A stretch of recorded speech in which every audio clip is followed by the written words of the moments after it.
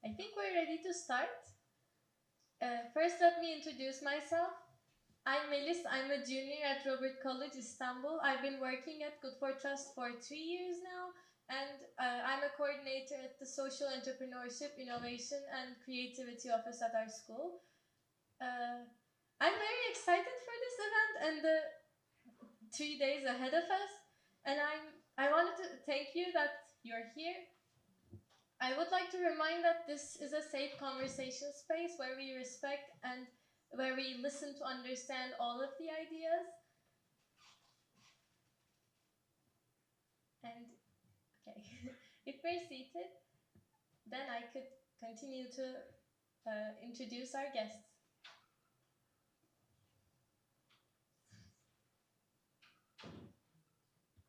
And if you have any questions to our panelists, we'll have a 10-minute questions session at the end of the panel, so you're welcome with all of your questions. First, I'd like to introduce our moderator, Ekin. Welcome, Ekin. Ekin is an impact designer dedicated to create a better world. As a Stanford University Innovation Fellow, Ekin also works as a media and content creator. He is also the founder of Regenerative Impact Space and Doughnut Türkiye community founder. Also, I just adore his podcast, Onarım, Atölyesi, Regenerative Impact Space. So if you ever have a chance to listen to him, I think it is a great podcast. Now I think we can continue with Erinch. Welcome, Erinch.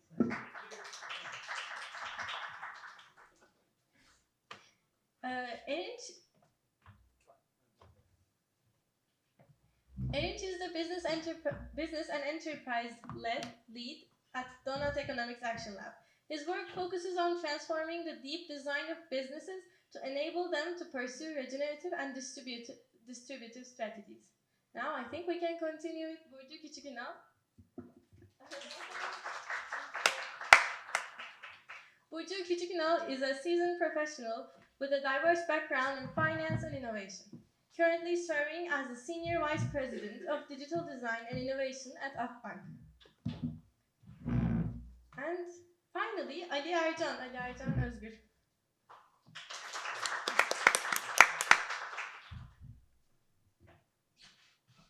Welcome.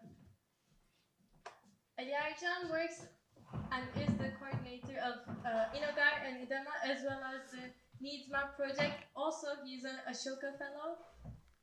And before further ado, I think we can start. Are you ready? Okay, let's go. I have a small request from you. Since we're recording, this session is recorded. If you could please turn off your mics when you're not speaking, that would be great. Thank you. Hello everyone, thanks for everything. I am very excited because I am really believe in Doughnut economics, and I am really strongly believe in new economic paradigms, and I am very excited too because I have a very crucial and important guest in this panel, and I am Ekin. I'm working on post-growth and regenerative distributive economic models in Turkey. I believe we can create a new story for the whole humanity and all nature for a new economic paradigm. So Doughnut economics is very important pathways, I think, for humanity and for business and economic models. So today we will discuss the new economy from a Doughnut perspective with three very important guests. So maybe we can start stories, because I think economy is a big story of life, and I want to start personal stories. Erinch, maybe we can first we know you quite well and have listened to you before, but briefly, who are you and what is your story? Thank you, Ekin. Herkese merhabalar. Türkçe konuşmayacağım ama baştan bir Türkçe konuşayım dedim. 6 yaşında Türkiye'den ayrıldım. O yüzden Türkçem 6 yaşında öyle dondu kaldı. Donmamış. Sağ olun.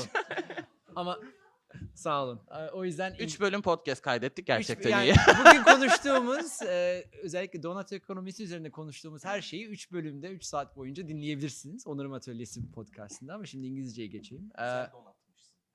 Evet, evet. Ama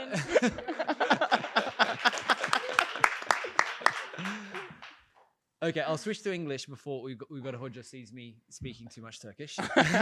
I've been warned. So my story begins here. I was a 6-year-old when we left Turkey near Bursa, went to Australia. I grew up in Australia in a migrant worker family, and always aspired to be a business person. I mean, when you grow up with very little and low status, what you aspire for is to join the winning side. And at the end of the 20th century, the corporate world and shareholder capitalism had won. They'd won the economy. They had won the battle of ideas, and I wanted to belong to them. I wanted their protection. I wanted to join forces. So I worked in business. I was at Procter & Gamble. I became a corporate lawyer, and one day I decided actually this wasn't enough. I wasn't able to find the meaning I sought in life, and retrained, went into development, worked in the Australian government in Indonesia, worked across Africa, worked at Oxfam. I was the CEO of the World Fair Trade Organization for a number of years, and now I work on Doughnut economics because it's the idea, I think, that can help, along with so many other amazing ideas, to re-envision, reimagine, and redesign our economies. And that's what I work on now. Thank you, Ekin. Thanks for everything. And Ali Ercan, what's your story? Thank you, Ekin. I was born in Istanbul, nearby this neighborhood, Şehremini. So this municipality is Fatih municipality, where Ottoman Empire also grown up. So Australia, Ottoman. But it's also we are in the crossroads of everything, like regenerative finance, social economy, donuts. World is transforming 8 billion people, climate change, lots of problems. We people try to find small solutions. So today is the day when Istanbul changed from Byzantine to Ottoman. So it's the Istanbul day. Free buses today. Ekrem İmamoğlu made. I believe you all can. Yeah, it's the day for Istanbul. And plus, yesterday was the Kadir Has University's foundation year. So, so crossroads are always critical. So that's why sometimes everything is not coincidence. So I was a child who does not believe in coincidences. So we should work on it. With dreams, go with the dreams. So I grew up, then I studied politics, then I did my master's in UK. So when I hear Erinch with the accent, I go back to Brahmi accent, and Leicester, I feel like Peaky Blinders of Birmingham. So I did my master's in UK on governance and development management, and my thesis was on aid coordination, aid effectiveness. Today, we established Needs Map is a transparency platform for aid coordination in Turkey, and we try to globalize it. So my story is more on working for social economy, social development, equipping it with academia, but also with practicalities, but also focusing on the needs of people, needs of humanity. So I'm one of the volunteers of this area. It's an important story for us. And Burcu, what's your story, but especially in which focus areas do you work in Akbank, because it's very different something in here. Thank you. Thank you, Ekin, first of all, and Uyghur Hoca. I want to thank you for making me part of this community. Because it's not easy. I'm very excited, but a little bit anxious because I'm representing a corporate. So please be inclusive. So I grew up here, so I have this Anatolian accent for sure. And I studied mathematics, and then I studied financial engineering. So I have this. I have to analyze everything. So after having some, I have been maths teacher for a while, and then volunteer for education, and then try to go the other way, and yes, join the forces, but try to be a change agent as an insider, let's say. I'm working at Akbank for 14 years. I'm leading the digital design teams for the digital products and also innovation team. So I can define myself as a change ambassador within a corporate. So thank you having me in here. Thanks for everything, Burcu. And we believe in transformation of private sector, so we believe in you. Erinch, I want to first with you, especially firstly, thank you very much for your presentation in the other side. And maybe these days, one of the most important topic today is the new economic concepts and approach that we have created in our new economy, design a new economy. For example, impact investment is a very big idea, and we believe in the impact investments can help create a new paradigm in the finance. But these days, impact investments in especially Turkey don't focus on the real impact, and I think it's very dangerous because impact investment, if impact investment focus on to just growth and financial something, we can create really impactful business models or enterprise design. So how should impact investing serve a new economy and a new paradigm, especially don't economist perspectives maybe? Thanks, Ekin. I mean, I think at the core of it, what we are seeing is that there are loads of initiatives that are saying we want to do some good in some places. And they are doing some good in some places. And there's lots of impact investors that are fine. You know, you're investing in businesses that are doing some social benefit somewhere. But I think the people in this conference, the people in this room are aware that it's not just about making this economy less bad. We need to transform our economy and we need to do this urgently. We don't have the luxury of time. We need to do this yesterday, and it's not happening. We're going backwards. Our ecological footprint is getting worse. Our social impacts are getting worse. As a result, impact investing needs to look at the economy that needs to emerge and think, how am I going to reshape, redesign myself to make this a reality? A core part of that is going to be, how do we design the businesses of the future?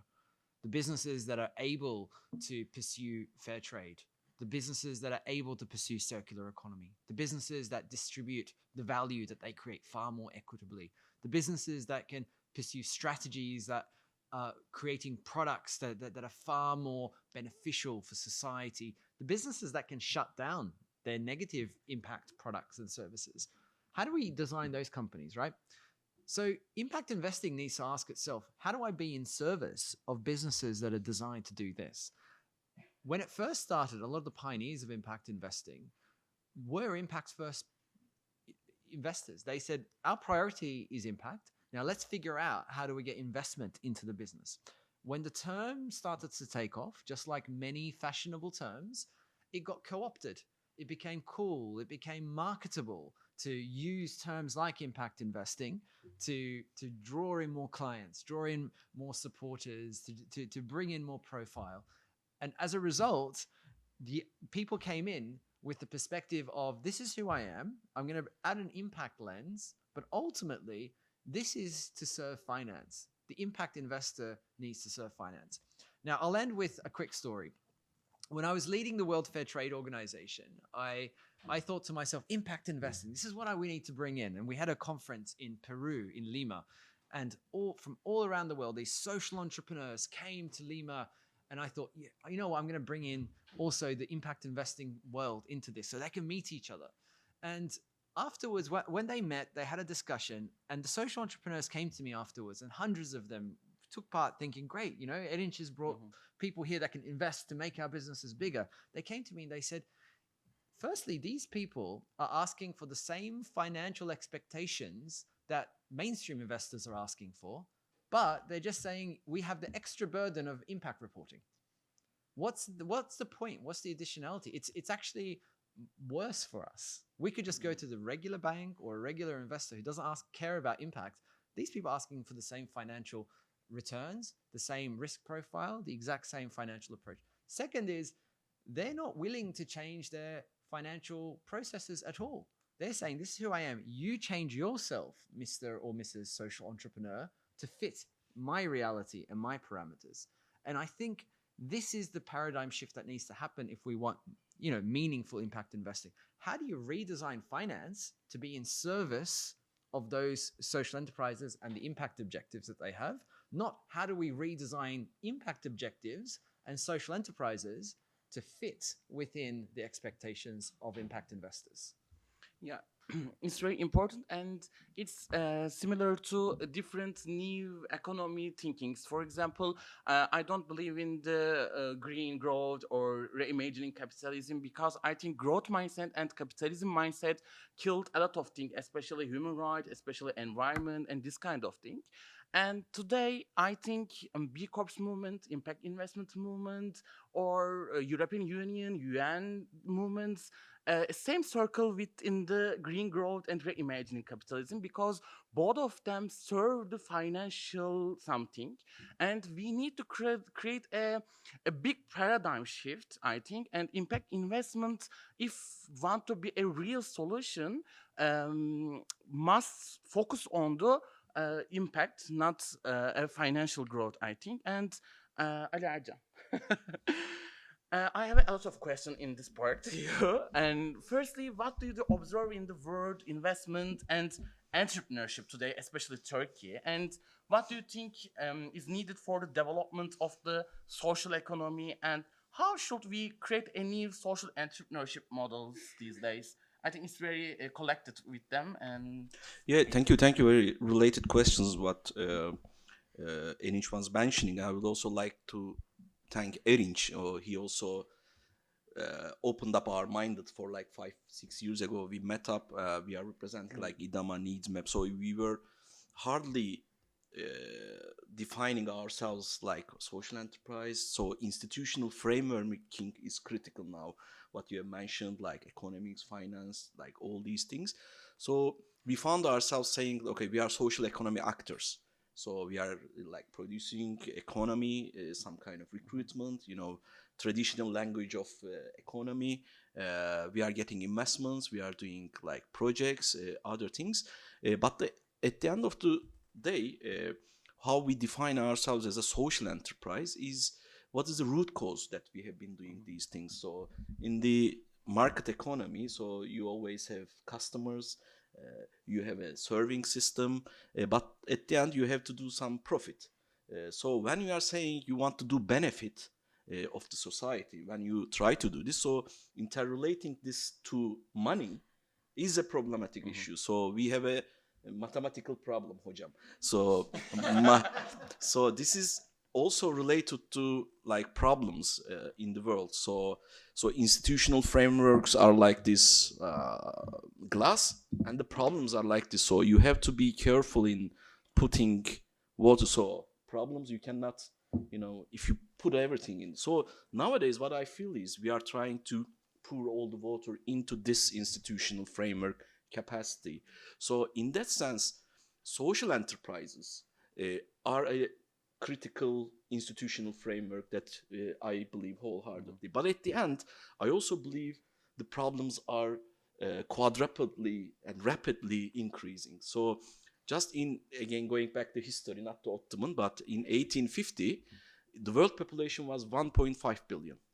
So all this, going back to Göbekli Tepe to 1850, so in this 200 years, let's say, the world population is now 8 billion. So how rapid this, so cities, so whenever we are talking about these economical institutions, cities, we see we are going back to industrial revolution area, 18s, those areas. And when we come back here, so cities are now corrupted. So Doughnut economics is trying to transform how cities should refunction and in a good way. Illiteracy is increasing, hunger increasing, migration increasing. So again, problems are increasing, human population is increasing, living like animals, nature are neglected. So we consume to like water areas, so people are trying to move away from where they are living. So within this poverty, within this protectionist system, so and the problem started when the surplus protection started. So with this surplus accumulation and who keep this surplus for hundreds of years, try to protect themselves. But newborn countries, newborn cities, newborn people, without any education, without access to water, without access to food, they try to live a life and they go to emotions. So these emotions and these problems puts us into create solutions. So in that sense, I believe social enterprises are critical and should be invested more. And they are also related to public finance. Just to give an example, I'm doing academic advisory to UNICEF for 12 years in Turkey to do child-friendly cities. And the methodology we are using is child-friendly budgeting, how municipalities are spending for children. So it's only 1%. So Turkey's children population is 30%, 0 age to 18 age. But the budget allocated to them is 1%.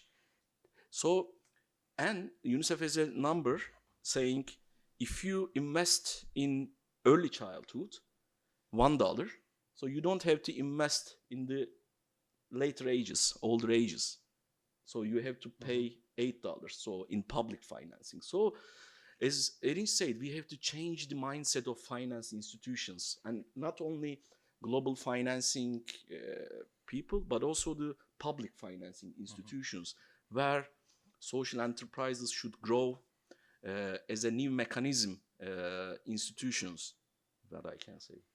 Yeah, thanks a lot. And additionally, one of the most important issues in Turkey, I think, yes, we love social enterprises. We create a new social enterprises models, but generally we can't really focus on the three things: finance, ownership, and governance models. And it's very dangerous for future of social enterprises because yes, we have a good purpose, we have a good relationship in other sectors or private sector, but we can manage the ownership, decision making, and governance things. And I think it's very important for a real social, create a real social enterprises. And I think we need to ask ourselves more often, where do I position myself, my social enterprises in the social economy?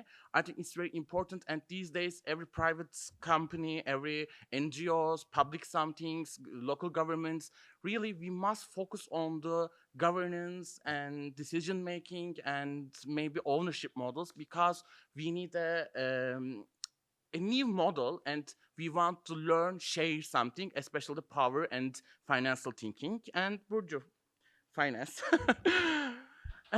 What kind of change should take place in the finance industry today for a new and fair economy? Especially, what are the challenges of transforming the paradigms at the center of finance?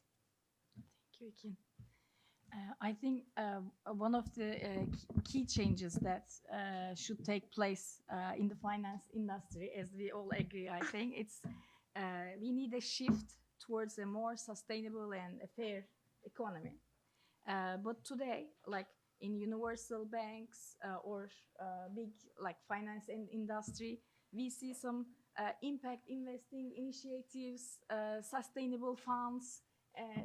But most of them are like, let's say, social responsibility programs. So the financial targets and huge pressure, numbers, and it's still going on. But there is a social responsibility part. So firstly, it's a mind shift, I guess.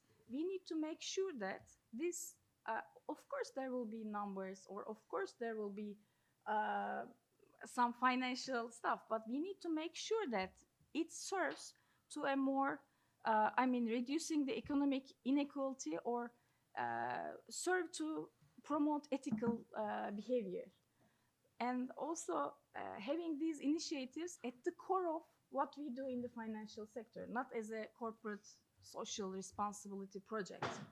And I think innovation is very crucial on what we are talking here, because banks nowadays is shifting to a operating model. Let's say it serves what customer needs.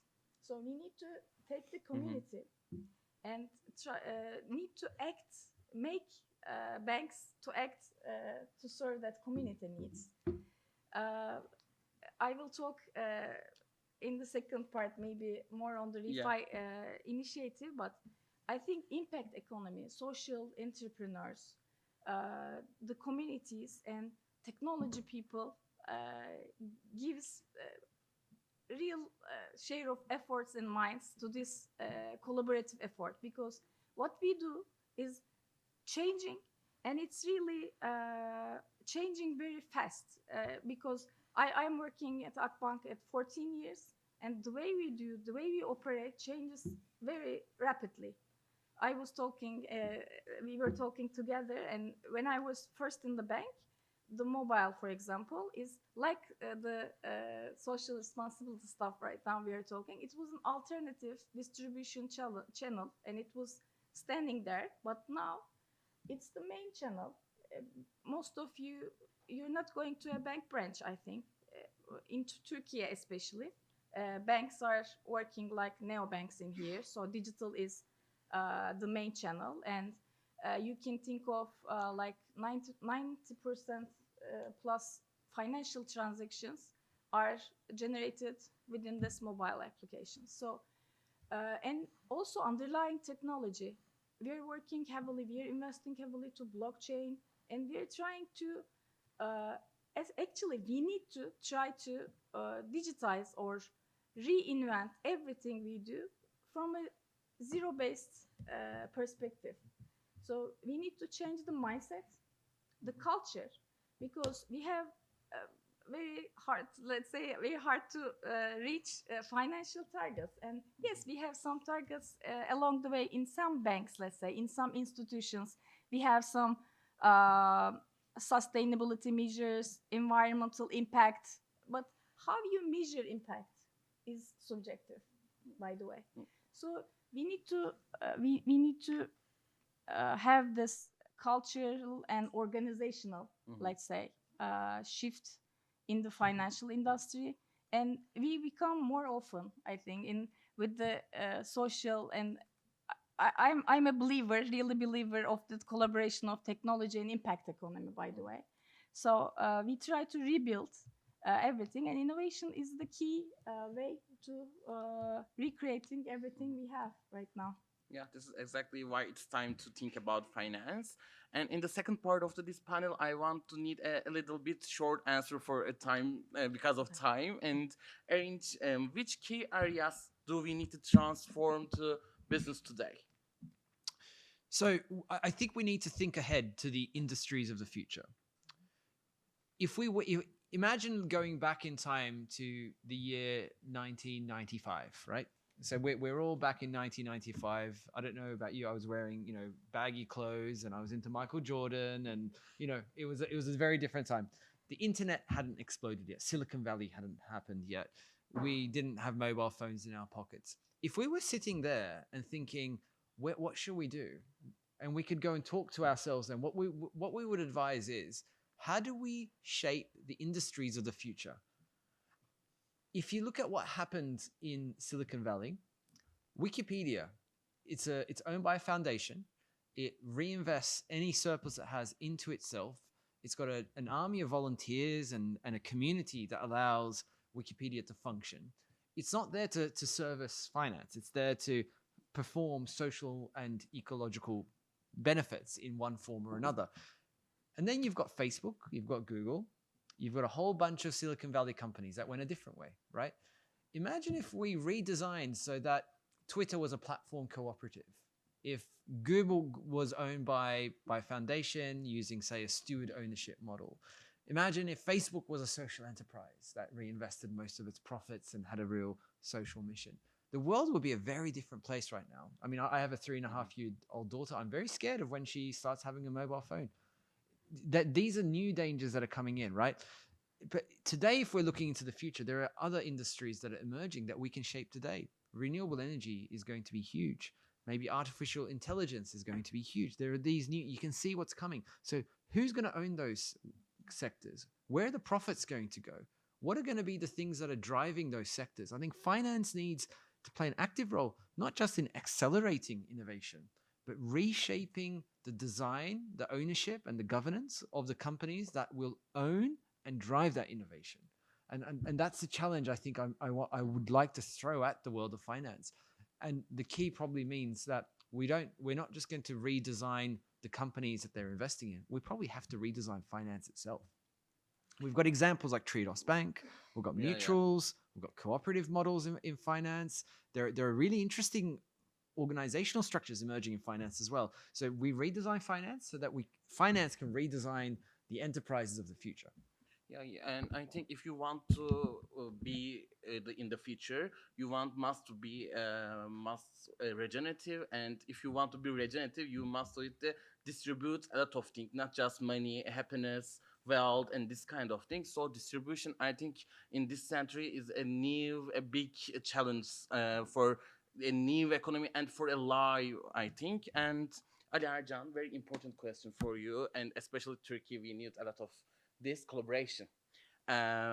Yes, it's important thinking, especially radical. If we want to radical transformation, we must create a new collaboration mechanism. So why are collaborations important, and how can we develop this?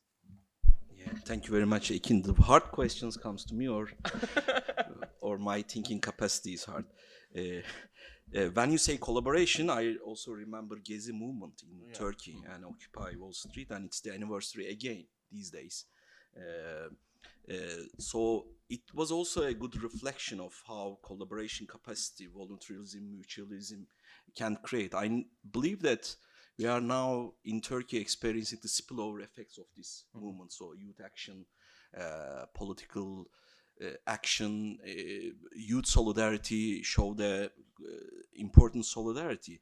So, and when we go back to last 5 years, so I mean disasters like earthquakes, pandemics, it shows a lot. So humanity went through a test. So companies, international development organizations, all of them experienced, like civil society, civic organizations, social enterprises, private sector, all are replanning everything, redesigning, and as Erinch also said, new economies, new technologies, new methodologies are coming.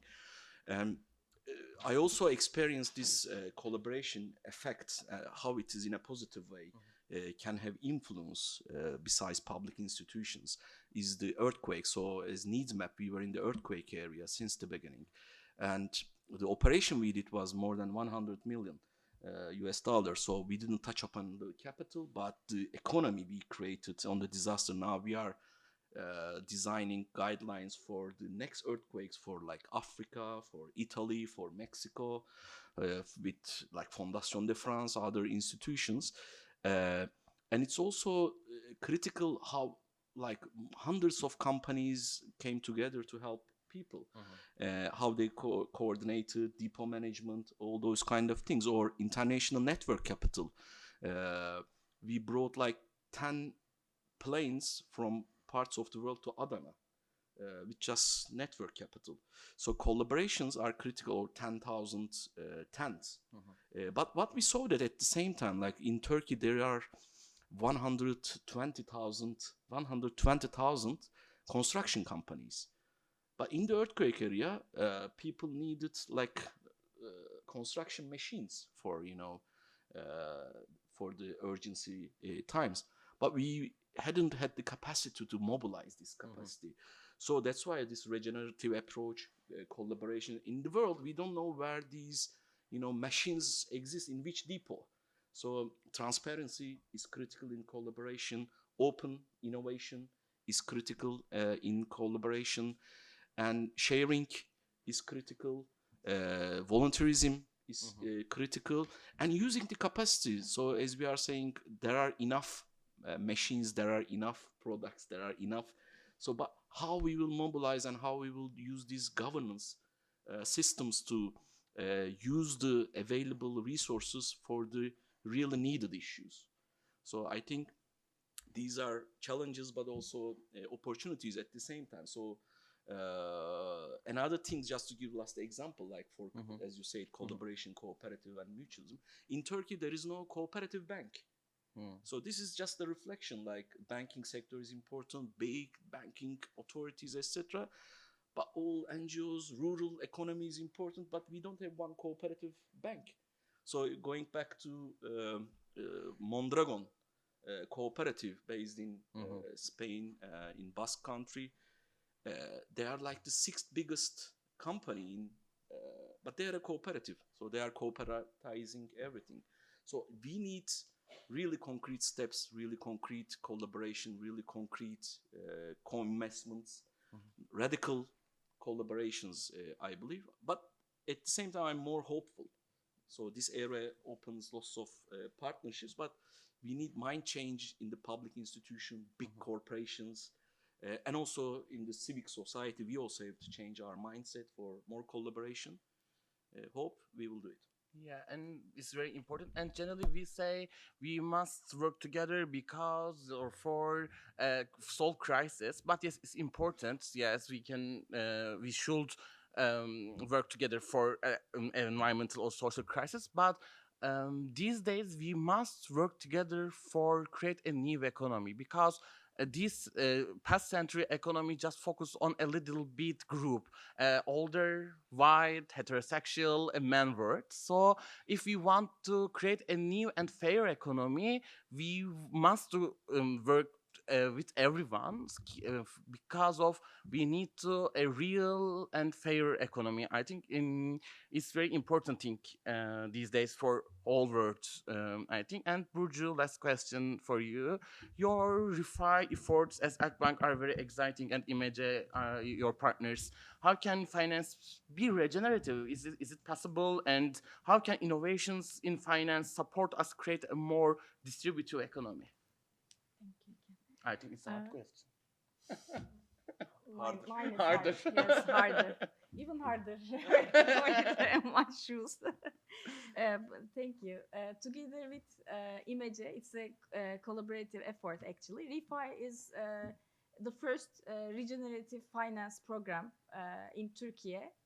So in the beginning of the last year, we started by creating some literacy in Turkish also, with the podcast, newsletters, and to Wikipedia, cooperative Wikipedia efforts to define what is regenerative finance for us and how can we create a new and how can we reimagine, redesign a banking and finance model for the environment, for the society, and for a fair economy. This is the first step, but we're in a good way, I think, because last year also we created our first hackathon on blockchain avalanche network together with the blockchain community and academia and all the great friends over there. And we have some also social enterprises over there. So, I mean, we're trying to bring together, especially the blockchain technology. We are working very hard because, you know, there are some good initiatives in blockchain. But, for example, let's name it, if it's foreign trade or international money transfer, you need to try new things, regenerate with the blockchain. But the mainstream, like let's have SWIFT, for example, the owners are banks again. The shareholders are the banks itself. So we know it will be disrupted. So banks should be a part of the disruption. It's by themselves also. So we're creating a community over refi. If you're interested, please come and join us and challenge us, all the initiatives in refiturkiye.com. So we're creating, now we're working on the projects, social impact projects for the environment. And it's not just the like carbon calculator, but we also have those tools. But also we're creating a data structure because generative AI is so popular, and in banks, where you go to a conference, it should be in generative AI. You should talk about it, but we need to use it responsible. So And also in most of our cases, the measuring the impacts, calculating the data, and having some insights, actionable insights from that data is a challenge, real challenge for also all the enterprises, I think. So we need to democratize that data. We need to work together. We need to collaborate. And ReFi Turkey is the first step to work together with all the community. Our doors are open for everyone. So let's create projects. And we have the funds, actually. And I don't know the pace. Are you happy? You are happy, even you are happy with the pace, but there are the young talent also within the banks, and they're trying to give a pace to that movement. Because, for example, we have corporate entrepreneurship programs for years and years, but 3 years ago, they said, this is not working because this is like a game. And then the company take the initiative to change the program. Now we have our own spin-offs. Most of them are social entrepreneurs right now. Last year we have 2 spin-offs, and we give like $1 million for 2 companies, and one of them is Waste Lock. They're working on for environment, the carbon emission and etc. And one of them is Volta. So companies need to change, and we have a movement. We need to take it from there. Please come and join us at ReFi Turkey to be a part of this movement. Thanks for everything. Actually, I had one last question, but we are out of the time, and normally is a break, but we have 5 minutes for Q&A maybe. And Melis, I think we can take a 1-sentence question with a 1-sentence kind of answer because we're a little over time. it's harder and harder, but okay. And after 10 minutes at 25 past, we'll have a panel about economy for common good with Uygar Özesmi, Christian Talber, and Selin Usluer. Thank you. I'd like to ask a question to Erinch. Do you think we have to redefine and redesign the concept of work within this regenerative economy and business? So it means we have to rethink all the way how we work, how we communicate, how we create business. Do you have any opinion about that? Or can you see how it's going to develop? The answer is yes. And it includes, what is the goal of work? What is the goal of the enterprise? And within that, the well-being of the workers has to be central as well. And I think we're seeing examples of that already with 4-day work weeks and redefinition of the goals of employment in businesses around the world, particularly in the social enterprise and cooperatives world. Well, if the degrowth or the post-growth narrative works and we're producing less, then we should also have more leisure time. You know, I think we end up potentially, the negative potential is we end up in an economy that fails. The positive potential is we end up in an economy where we contribute to production and a productive society, but only to the extent that we fulfill our needs and the needs of society within the planet's boundaries, and we end up with more time for leisure, for arts, for community building, for volunteering. And that potential, I think, is exciting, where a lot of the innovation is happening. No work is coming. I can't guarantee it, but I think if we all work for it, it's coming. Maybe one more question, if you're okay for you. Hi. Erinch talked about his experience in, I guess you said Peru, when you ask the social entrepreneur, actually you talk about the impact investment, but the issue is that, and you said that they all are looking actually for money as well. I mean, they're waiting for some financial return. But the issue is that if any social entrepreneur goes to a bank and say that, okay, I have a great idea, and I am going to be employing, well, let's say 50 women in a rural area. I will be using, let's say, agricultural waste as a raw material. The first question that they will be asked is that how much is going to be your return for the next 5 years? I mean, no offense. But this is the question. So if we want to change something, well, I am an associate professor of accounting, and the first thing that we teach to students that, okay, corporate are separate entities from its owners. But this is a huge lie, actually. I mean, we are serving to the shareholders. I mean, that statement only holds that we are protecting investors from the managers, actually. So we delegate duties to the managers, but the issue is that we have an asymmetric information on hand, and on the other hand, we have self-interest issue. So when we manage it at the corporate level, actually, I guess we need to take it to a broader level. So public are delegating the duties to the corporation. But first, we need to ask the corporation not the financial return, but maybe the social return that they're going to create. Well, I guess this is the issue. I mean, a quick reflection on that is that we can design businesses like to achieve this goal, right? We can put nature represented on the board. Lawyers for Nature have done that. We can have workers represented on the board, supply chain represented on the board, and investors as well. We can make sure that the majority of profits are reinvested in the company. We can write the articles of a company so that its goal is social and ecological benefit rather than profit maximization. And it can still deliver some fair returns to its investors as well.